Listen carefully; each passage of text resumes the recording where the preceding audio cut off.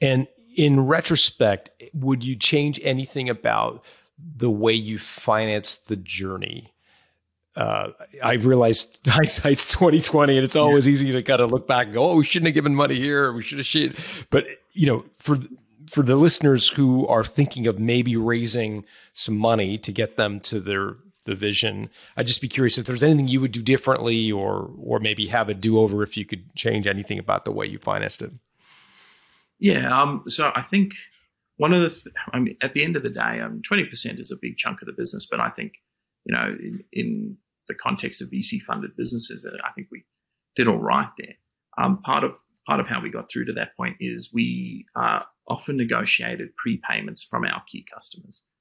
And, we explained the phase of business we were in, explain, very transparently that, we are growing and funding's needed. And we'd say, look, if, you're able to prepay a year or a year and a half of your license fees, we can give that back to you in benefits, but you're also helping us grow the company, and you're investing in our ability to deliver you a good product. Now, what was the most challenging rebuttal you heard to that pitch when you're talking to customers and saying, "Hey, if you can prepay, that'll help finance it, and we're good guys here in Sydney and helping the world"? And like, what was the toughest negotiating response to that you heard? Yeah, and how did you overcome it? So there was kind of two.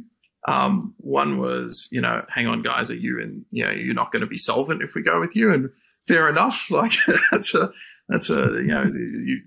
you're really you're being quite vulnerable in that moment when you go through, and then you definitely need to be able to turn up with your forecasts and your P&L and your balance sheet and just allay everyone's fears, because that's the last thing you want in one of these deals, is a concern that you're just going to be one of those 90% of startups that don't make it.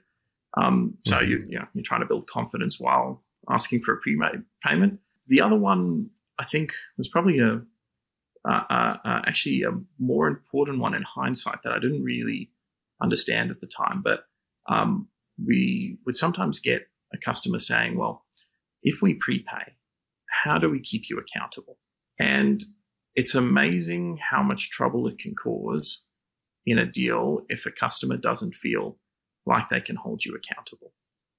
I think whenever, every project hits trouble, you're trying to do anything big, it's difficult. When those moments hit, a customer needs to trust you as the provider. They need to trust you as individuals, that you're going to work with integrity and be honest with them. But they also need to trust that they've got recourse. And if you don't allow for that recourse to exist in a meaningful way, then you end up seeing behaviors that are not super helpful in stressful moments. So I think that is actually the other side, is just making sure that you are willing to be held accountable and give your customers recourse if something's not successful.